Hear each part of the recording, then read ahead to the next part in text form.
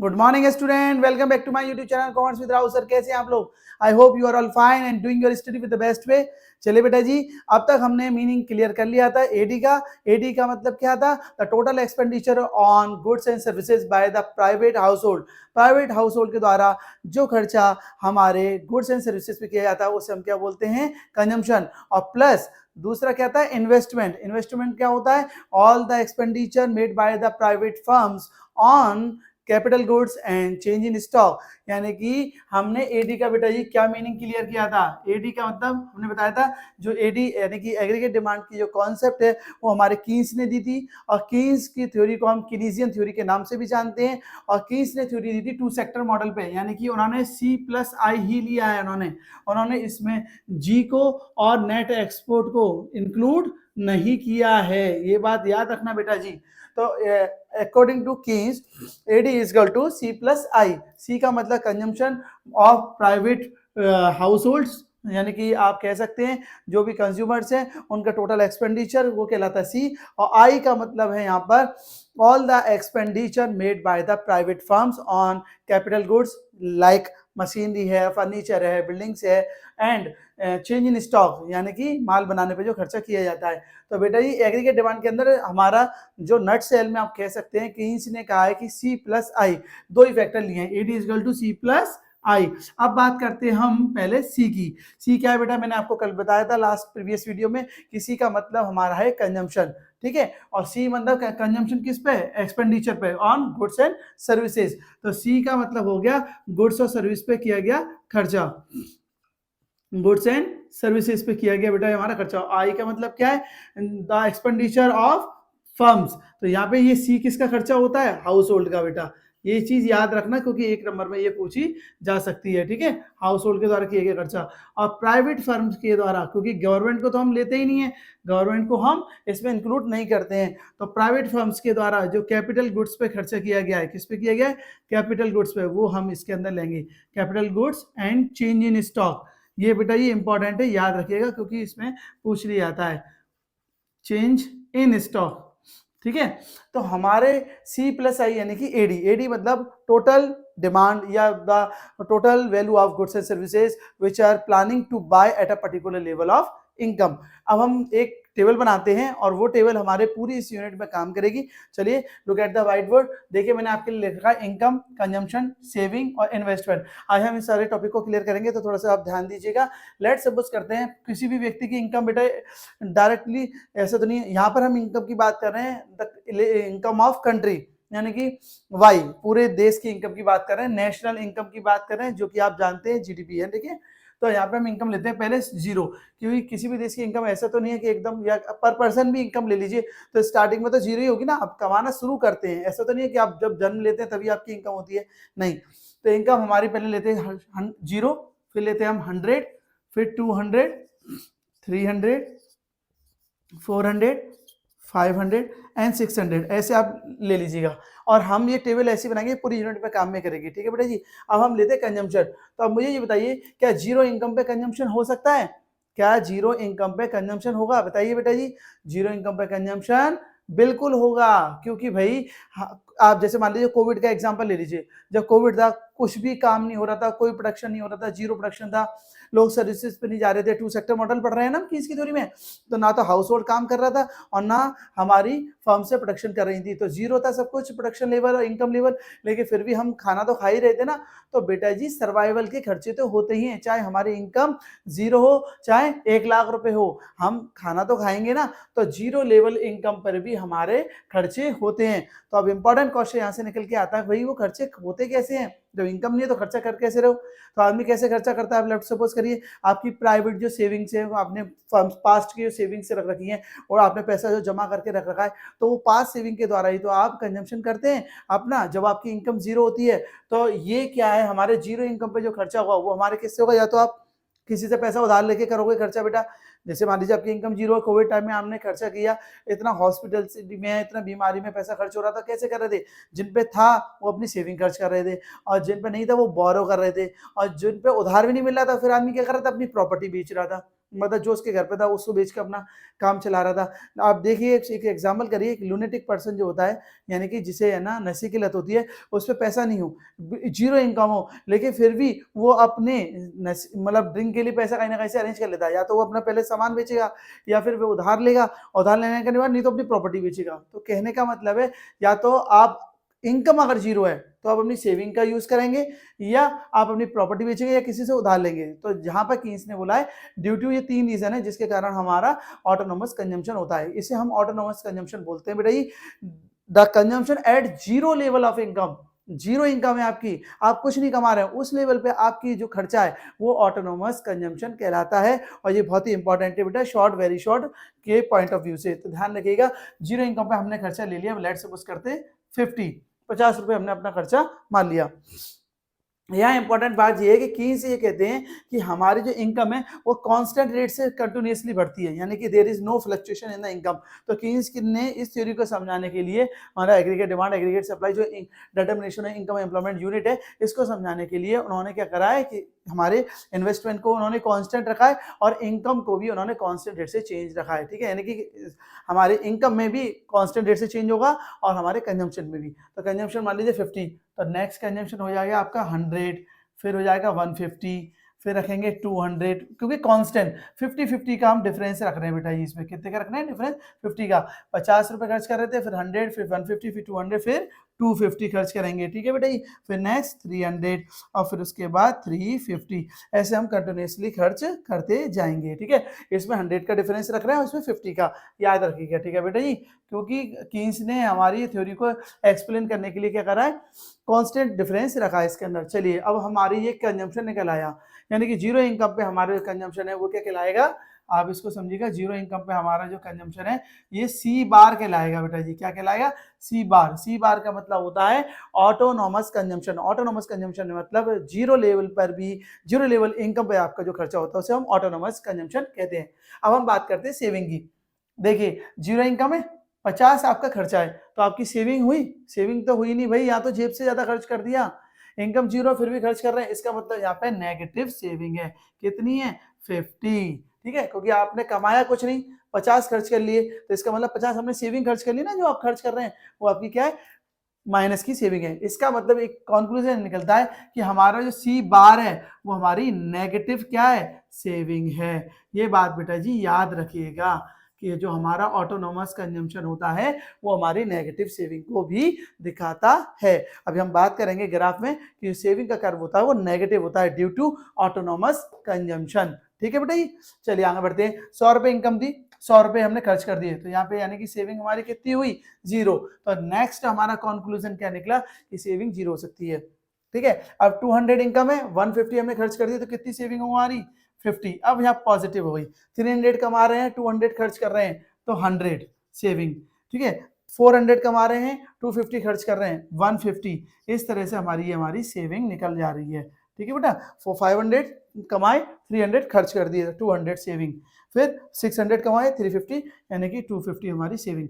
I hope आपको ये समझ में आ गया होगा। इनकम हमने अब ये एक्चुअली क्या है, आपको कीन्स ने है ना ये कांस्टेंट रखा है, सब में कांस्टेंट है, क्योंकि भाई इनकम में कांस्टेंट चेंज है और कंजम्पशन में भी कांस्टेंट चेंज हो रहा है, इसलिए है ना सेविंग में भी कांस्टेंट चेंज ही आएगा। और कीन्स ने क्या माना है कि हमारा जो इन्वेस्टमेंट है वो ऑटोनोमस माना उन्होंने। कहने का मतलब बेटा जी, अभी हम इन्वेस्टमेंट पे बात करेंगे। आपको सी क्लियर है, एडी क्लियर है, सी प्लस आई। अब हम देखिए सी का मतलब क्या बताया उन्होंने? कंजम्पशन। तो सी के अंदर उन्होंने क्या बता दिया? अब हम पहले सी की बात करते हैं। सी क्या बता दिया उन्होंने? सी हमारा नेगेटिव भी हो सकता है, यानी कि सी कभी भी नेगेटिव नहीं हो सकता है। सेविंग नेगेटिव हो सकती है, लेकिन याद रखना बेटा जी सी कभी भी नेगेटिव नहीं होगा, क्योंकि जीरो इनकम पे भी हमारा कुछ ना कुछ खर्चा होता है। तो सी हमारा ऑलवेज क्या होगा बेटा? सी इज ऑलवेज पॉजिटिव। याद रखना बेटा जी, सी कभी भी हमारा नेगेटिव नहीं हो सकता। ठीक है, पहला पॉइंट ये क्लियर है। दूसरा, सी में कांस्टेंट चेंज हो रहा है। ठीक है, और सी जीरो लेवल इनकम पे कितना है हमारा? 50। जीरो तो नहीं होगा, C is always positive, can never be zero. C can never be zero, C कभी भी जीरो नहीं हो सकता, इट इज ऑलवेज पॉजिटिव होगा बेटा। ये देखिए नेक्स्ट क्या बताया उन्होंने? सी हमारे जो है जो जीरो लेवल इनकम पे होगा वो क्या कहलाएगा? Autonomous consumption. तो आप बोलेंगे C at zero level income, zero level income, zero level income पे हमारा जो सी होगा वो क्या कहलाएगा, ऑटोनोमस कंजम्पशन। तो C at zero level income is called autonomous consumption. ठीक है बेटा, ऑटोनोमस कंजम्पशन। बेटा इस चीज को आप याद रखिएगा, ये इंपॉर्टेंट पॉइंट है। ठीक है, जिसको हम क्या बोलते हैं, ऑटोनोमस कंजम्पशन को बेटा ये हम क्या बोलते हैं, सी बार। इसको हम बेटा ये क्या बोलते हैं, सी बार। ठीक है, तो सी के पॉइंट आपको क्लियर होगा बेटा जी। अब हम बात करते हैं हमारी वाई। भाई सी किस पर डिपेंड करता है, जल्दी बताइए, सी किस पे डिपेंड करेगा, आपकी इनकम पे। अगर आपके पास 10,000 कमाते हैं तो आप 10,000 खर्च करेंगे, 1 लाख कमाते हैं तो 1 लाख खर्च करेंगे। मतलब वो बात अलग है कि आप इन्वेस्टमेंट करेंगे, लेकिन करेंगे तो खर्च करके ही ना, सेविंग करेंगे, लेकिन होगा तो इनकम पे। तो जैसे जैसे हमारी इनकम बढ़ती है वैसे वैसे हमारा कंजम्पशन भी बढ़ता है, हमारी सेविंग भी बढ़ती है। यानी कि इससे क्या कंक्लूजन निकला, C is the function of income. C हमारा क्या है, फंक्शन। एफ मतलब बेटा फंक्शन, यानी कि सी जो किस पर डिपेंड करता है, इनकम पे। तो इनकम को हम क्या लिख सकते हैं बेटा जी, C is the function of Y, C is the function of Y, ये इक्वेशन बनेगी हमारी बेटा। ठीक है, C is the function of Y. चलिए अब सी हमारा किस पर डिपेंड करता है, यानी कि अगर सी हमारा, हमारी ये समझिए वाई अगर इंक्रीज होगी तो हमारा सी भी इंक्रीज होगा। ठीक है, जैसे जैसे हमारी इनकम बढ़ेगी वैसे वैसे हमारा कंजम्पशन भी बढ़ेगा। आई होप सी के बारे में, कंजम्पशन फंक्शन के बारे में आपको क्लियर हो गया। एक और एक समझ लीजिए, यहाँ पर है सी इजिकल टू, ठीक है, आपने क्या समझा, सी इजिकल टू वाई। ठीक है, फंक्शन ऑफ वाई। तो आप बेटा जी सी तो है ही हमारा, अब सी के अंदर हमारा क्या आता है, ऑटोनोमस कंजम्पशन आता है। तो ये लीजिए, सी को हम क्या बोल सकते हैं, ऑटोनोमस कंजम्पशन, यानी कि सी बार प्लस बी वाई।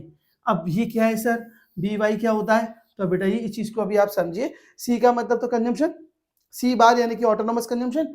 बी का मतलब change in income according to the change in consumption in change in income. B Y का मतलब है, बी का मतलब है यहाँ पे स्लोप से है। बी का मतलब क्या है, स्लोप ऑफ कंजम्पशन। स्लोप का मतलब क्या होता है, देखिए मैं आपको समझा दूं, ये स्लोप है हमारा, ये हमारी बेटा जी इनकम है, इनकम पे ही तो हमारा कंजम्पशन डिपेंड करता है। तो ये हमारा हो गया कंजम्पशन। अब देखिए जो हमारी इनकम है बेटा जी, वो कंजम्पशन दोनों, एक हमारा जो कंजम्पशन है वो इनकम पर डिपेंड करता है। जैसे जैसे मेरी इनकम बढ़ेगी, ठीक है, जैसे मेरी इनकम बढ़े, हमेशा याद रखना इनकम हमारी 0 पॉइंट से स्टार्ट होती है। ठीक है, ये हमारा एक्स एक्सिस है, ये हमारा वाई एक्सिस है। तो जैसे जैसे मेरी इनकम बढ़ेगी वैसे वैसे मेरा क्या कंजम्पशन भी बढ़ेगा। पहले कंजम्पशन इतना था जब इतनी इनकम थी मेरी, ठीक है, मेरी इनकम और बढ़ी तो मेरा कंजम्पशन और बढ़ गया, मेरी इनकम और बढ़ी तो मेरा कंजम्पशन और बढ़ गया। तो इससे आप क्या सीख रहे हैं, वाई लेवल पे क्या हमारा सी और एक्स लेवल पे क्या हमारा इनकम। ठीक है, यानी कि वाई। तो बेटा जी वाई लेवल पे जो चेंज हो रहा है, क्योंकि ये डिपेंडेंट होता है, वाई एक्सिस पे जो वेरिएबल होता है वो डिपेंडेंट होता है, और एक्स एक्सिस पे जो वेरिएबल होता है वो जिस पे हम डिपेंड करते हैं, वाई यानी कि ये कंजम्पशन किस पे डिपेंड कर रहा है, एक्स एक्सिस वाले यानी कि इनकम पे। तो ये बेस होता है, जैसे कि आप ट्रायंगल बनाते हैं ना वही चीज, तो ये हमारा कंजम्पशन इस पे बेस कर रहा है। तो ये इसमें कितना चेंज आ रहा है, तो change in income, change in income में कितना हो रहा है, और चेंज इन कंजम्पशन, यानी कि change in consumption divided by change in income. तो जितना इनकम में चेंज आएगा उतना ही हमारा किस में चेंज होगा, कंजम्पशन में चेंज होगा। भाई इनकम में चेंज आएगा तो कंजम्पशन में चेंज आएगा, इनकम बढ़ेगी तो कंजम्पशन बढ़ जाएगा, इनकम एकदम कम हो जाए तो कंजम्पशन भी आपको कम करना पड़ेगा। वो बात अलग है कि थोड़ा कम होगा, वो तो आपको डिवाइड करके परसेंटेज निकालनी पड़ेगी। ठीक है, तो हमारा यहाँ पे बी का मतलब है change in income and the change in consumption, यानी कि change in consumption according to change in income, यानी कि कंजम्पशन में या आपके खर्चे में जो चेंज आता है according to change in income.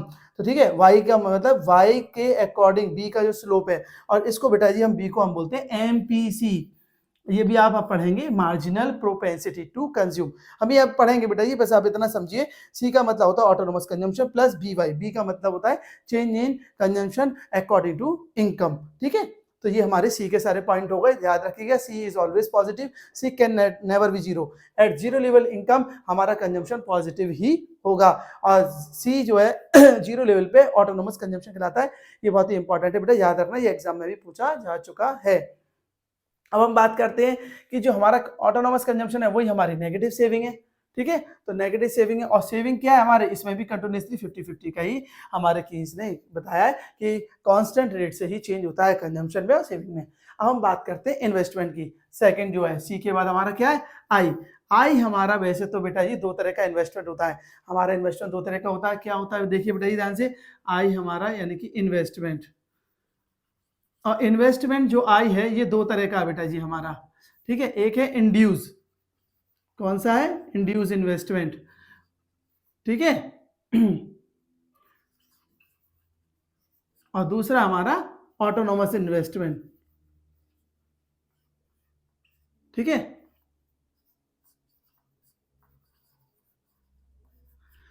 जो हमारा इंड्यूस इन्वेस्टमेंट है वो इंड्यूस इन्वेस्टमेंट, इंड्यूस का मतलब समझते हैं, जो किसी चीज से प्रेरित हो। इंड्यूस मतलब आप कह सकते हैं इंस्पायर्ड हो। तो इंड्यूस का मतलब ये है कि ऐसा इन्वेस्टमेंट जो प्रॉफिट कमाने के लिए किया जाता है उसे हम क्या बोलते हैं, इंड्यूस इन्वेस्टमेंट। और ऐसा इन्वेस्टमेंट जो प्रॉफिट कमाने के लिए नहीं किया जाता है उसे हम बोलते हैं ऑटोनोमस इन्वेस्टमेंट। अब आप सोचिए कोई भी प्राइवेट फर्म ऐसा इन्वेस्टमेंट करेगी जिसमें उसे प्रॉफिट ही ना हो, बताइए, ऐसा तो नहीं हो सकता। प्राइवेट फर्म तो ऐसी जगह पे पैसे लगाएंगे जहां पे उन्हें प्रॉफिट हो।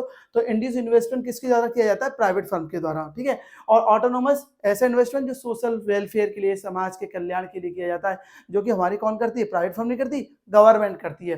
तो गवर्नमेंट के द्वारा किया गया इन्वेस्टमेंट ऑटोनोमस होता है, ठीक है बेटा। अब देखिए ऑटोनोमस इन्वेस्टमेंट क्या होगा, उस पर क्या इनकम का कोई फर्क पड़ेगा, ये हमारी वाई इनकम है, तो बताइए इनकम पे कोई फर्क पड़ेगा नहीं। ऑटोनोमस इन्वेस्टमेंट हमेशा पैरेलल टू एक्स एक्सिस रहता है। हमारा क्या रहता है autonomous investment, parallel to x axis, यानी कि पैरेलल का मतलब है हर लेवल पे, प्रत्येक लेवल ऑफ इनकम पे इक्वल चेंज आएगा जिसमें, यानी कि the investment is not affected by the income, ठीक है। और इंड्यूस इन्वेस्टमेंट क्या होता है, देखिएगा कि जैसे ही ये आपका क्या है, ग्राफ है, वाई है यहाँ पर इनकम, ठीक है, और यहाँ पे आपका क्या है, इन्वेस्टमेंट। तो इन्वेस्टमेंट क्या है, अगर मेरी इनकम कम है तो मैं अगर इन्वेस्टमेंट, भाई सी बात है, इनकम कम है तो इन्वेस्टमेंट कम करूंगा, मेरी इनकम बढ़ेगी तो मेरा इन्वेस्टमेंट और बढ़ जाएगा, बढ़ेगी नहीं, मेरी इनकम और बढ़ेगी तो मेरा इन्वेस्टमेंट और बढ़ जाएगा। तो कहने का मतलब है इंड्यूस इन्वेस्टमेंट वहां होता है जब प्रॉफिट ज्यादा होता है, प्रॉफिट के लिए कमाने के लिए किया जाता है। तो इनकम ज्यादा होगी, दिख रहा है कि आपको ज्यादा इसमें इनकम है, वहां ज्यादा इन्वेस्टमेंट करेंगे। गवर्नमेंट का जो ऑटोनोमस इन्वेस्टमेंट होता है तो पैरेलल टू एक्स एक्सिस होता है, यानी कि उसमें कोई भी चेंज नहीं आता with respect to the change in income, income से कोई फर्क नहीं पड़ता ऑटोनोमस इन्वेस्टमेंट में। अब इंपॉर्टेंट चीज क्या है, ये तो इन्वेस्टमेंट के टाइप हो गए, पर बेटा जी यहाँ पर हम पढ़ रहे हैं कीन्स की थ्योरी, और कीन्स ने ये माना है कि इन्वेस्टमेंट जो प्राइवेट फर्म के द्वारा किया जा रहा है वो क्या है, ऑटोनोमस है। वैसे ऑटोनोमस इन्वेस्टमेंट गवर्नमेंट के द्वारा किया जाता है, लेकिन कीन्स की थ्योरी जो हम पढ़ रहे हैं उसमें हमारा जो इन्वेस्टमेंट है वो क्या माना है उन्होंने, पैरेलल टू एक्स एक्सिस, यानी कि कांस्टेंट माना है कीन्स ने। क्योंकि उन्होंने जो थ्योरी समझाई है, अगर उसमें सी भी चेंज हो रहा है और वाई भी चेंज हो रही है और इन्वेस्टमेंट भी चेंज होता है तो it is very difficult to understand the concept. इसलिए कॉन्सेप्ट को इजी समझने के लिए उन्होंने क्या रखा है, इन्वेस्टमेंट को कांस्टेंट रखा है। तो हम ये मान लेते हैं कि हमारा इन्वेस्टमेंट क्या है, 100 ही है, तो हमारा इन्वेस्टमेंट बेटा हर टाइम क्या रहेगा, 100 ही रहेगा, ठीक है। तो 100 हम कांस्टेंट मान ले रहे हैं, there is no change in the investment with respect to the change in income. Income बढ़ रही है, कंजम्पशन भी बढ़ रहे हैं, सेविंग भी बढ़ रही है, पर इन्वेस्टमेंट में कोई भी चेंज नहीं है, ऐसा हमारे कीन्स ने माना है। तो हम भी इन्वेस्टमेंट को क्या रखेंगे, कांस्टेंट रखेंगे। तो आप ये आपको इतना क्लियर हो गया होगा, इनकम में हमारा 100 प्लस का चेंज हो रहा है, कंजम्पशन हमारा 50-50-50 हो रहा है, जीरो इनकम पे कंजम्पशन हमारा कितना है, 50 है, इसे हम ऑटोनोमस कंजम्पशन बोलेंगे। और क्योंकि ऑटोनोमस कंजम्पशन पास्ट सेविंग या बोरोविंग के द्वारा होता है, तो हमारा जो ऑटोनोमस कंजम्पशन है वही हमारी नेगेटिव सेविंग हो जाता है। इतना आपको क्लियर हो गया, और इन्वेस्टमेंट हमारा चेंज कोई नहीं होगा। सी के आपको पॉइंट क्लियर हो गए होंगे बेटा। ये आई दो तरह का है, और याद रखना हमारा जो आई है वो ऑटोनोमस माना है कीन्स ने, यानी कि हमारे सी का कर्व कैसे बनेगा आप समझिएगा बेटा जी। हमारे आप इसका स्क्रीनशॉट ले लीजिए ताकि मैं फिर इसको रफ कर सकूं।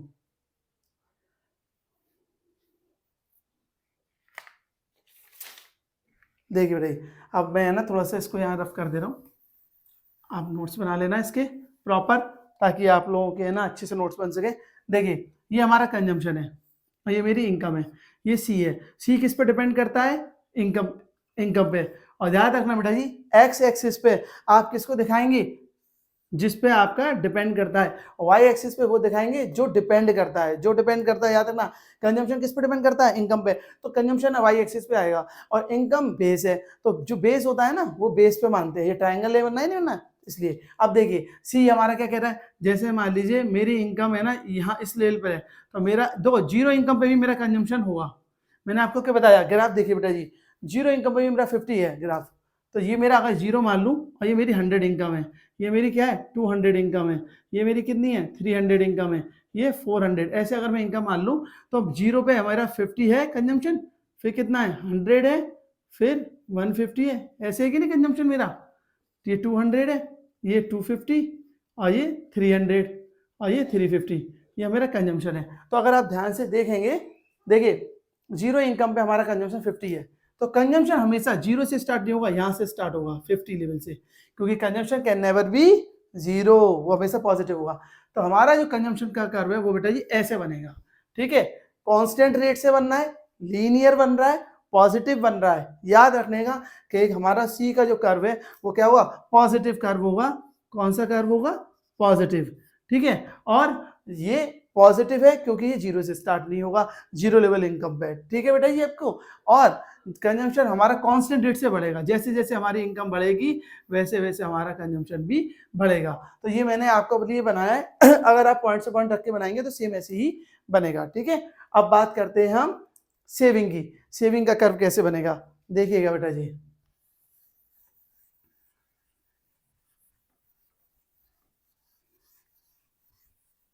देखिए मैं आपके लिए एक बार और बना दूंगा, आप परेशान मत होना। देखिए ये हम ग्राफ बनाते हैं प्रॉपर, जिसमें हमारी पूरी टेबल क्लियर हो जाएगी, ठीक है। ये एक्स एक्सिस है, ये वाई एक्सिस है, ये हमारा सी है और ये हमारी इनकम है बेटा जी, ठीक है। अब यहाँ पे हम पॉइंट लेंगे, ये 0, ये 100, ये 200, ये 300, यहाँ पे इक्वल डिफरेंस लेना बेटा जी। कोई ग्राफ बनाना आपको एग्जैक्टली आना चाहिए, क्योंकि ग्राफ के नंबर होते हैं, एक शेड्यूल और एक ग्राफ, एक यानी कि शेड्यूल बनाएंगे उसका ग्राफ या डायग्राम जिसे बोल देते हैं, इसी के नंबर होते हैं। लॉन्ग क्वेश्चन में आपको डेफिनेटली बना के आना है, और थोड़ा सा आप है ना प्रॉपर बनाइएगा इसको सीधा, ठीक है। 600, 700 ऐसे आप ले लेंगे इसको, ठीक है, 800 तो जितने भी आप, और यहाँ पे आपने कंजम्पशन माना है 50 100, तो 50-50 का डिफरेंस लिया, तो 50-50 करके आप यहाँ पे डिफरेंस ले लीजिए, क्योंकि यहाँ पे कॉपी पे तो लाइन होंगी आपके, तो आप उस पर आसानी से ले पाएंगे, ठीक है।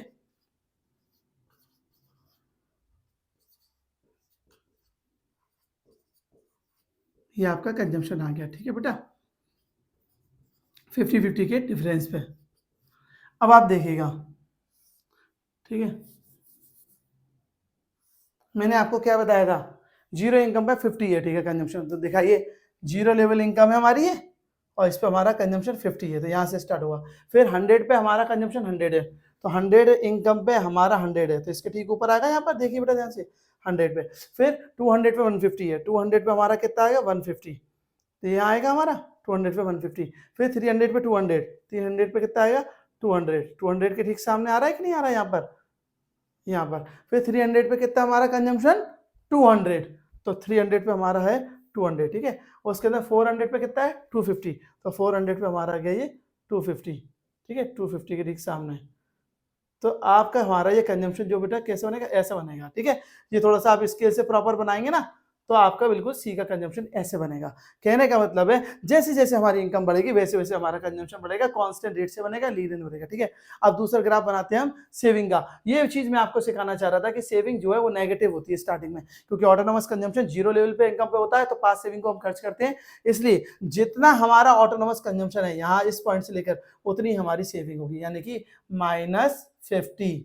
ये हमारी जो -50 है, जितना ये इस पॉइंट को मान लीजिए, आप मान लीजिए एक्स ए मान लीजिए, ठीक है, तो ये हमारा क्या हो गया ए पे डैश मान लीजिए, ठीक है, क्योंकि जितना लेवल हमारा बेटा ये डिफरेंस है उतना ये डिफरेंस होगा, ये पॉजिटिव डिफरेंस है और ये नेगेटिव डिफरेंस है, क्योंकि जितना आपने कंजम्पशन किया वो उतना पास्ट सेविंग से ही तो किया है, तो ये याद रखिएगा कि आपका ये नेगेटिव है, तो हमारी सेविंग का कर्व क्या होगा बेटा, नेगेटिव जाएगा। देखिए हमारी नेगेटिव है 50 पे, 100 इनकम पे 0 है, 100 इनकम पे ये 0 है, यानी कि यहाँ पे आएगा, ठीक है। 100 इनकम पे कितना है हमारा सेविंग 0। फिर 200 पे हमारी सेविंग कितनी है 50, तो 200 इनकम पे हमारी सेविंग कितनी हो गई यहाँ पर इस 50 के पास हो गई, ठीक है, समझ रहे 50 पे, 50 के ठीक सामने। उसके बाद 300 पे हमारी सेविंग कितनी हो गई 100, तो 300 पे हमारी सेविंग कितनी है 100, तो 100 के ठीक सामने हो गई। तो कुल मिलाकर हमारा ग्राफ ये बनेगा, ये हमारा हो गया सेविंग का कर्व। तो आप ये समझ लीजिएगा कि हमारा जो सेविंग का कर्व होगा वो नेगेटिव पॉइंट से स्टार्ट होगा। ये बहुत ही इंपॉर्टेंट है बेटा, याद रखना कि पेपर में सेविंग भी पूछ सकता है और कंजम्पशन भी पूछ सकता है, और आपसे सेविंग कंजम्पशन इन्वेस्टमेंट पूरी एडी कॉन्सेप्ट भी लॉन्ग में पूछ सकता है। तो आपको याद रखना है कि हमारा कंजम्पशन का जो कर्व बनेगा वो पॉजिटिव बनेगा, स्टार्ट फ्रॉम 50, ठीक है। और जो हमारी सेविंग है, अगर हमारा ऑटोनोमस कंजम्पशन 50 है तो हम पास सेविंग भी 50 लेंगे, क्योंकि जितना आपने खर्च किया उतना आपकी माइनस की सेविंग हो गई, क्योंकि इनकम तो आपकी थी नहीं, तो वो नीचे से स्टार्ट होगा। ये पॉइंट बेटा ये ढंग से समझिएगा, ठीक है। आपको इसे पॉइंट बनाने की जरूरत नहीं है, आप सीधी लाइन करके ही इसको लीनियर बना सकते हैं। और आप लोगों को मैंने क्या बताया था कि हमारी इनकम है, ठीक है। आप पहले इसका स्क्रीनशॉट ले लीजिए, आपको ये कर्व बनाने आने चाहिए बेटा। ये